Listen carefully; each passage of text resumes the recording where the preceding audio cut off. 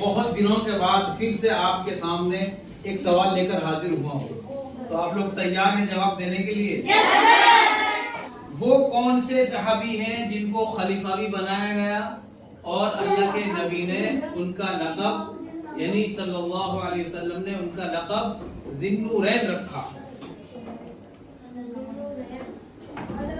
शाबाश, ऑप्शन दे देता हूँ फिर मैं आपको। आपके स्क्रीन पर ऑप्शन भी नजर आ रहे हैं।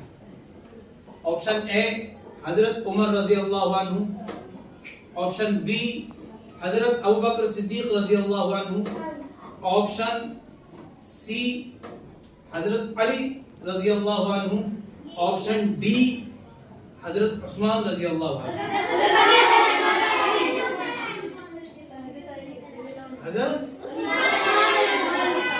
माशाल्लाह, आप लोगों ने ऑप्शन से भी चुनकर बिल्कुल सही और करेक्ट जवाब दिया है।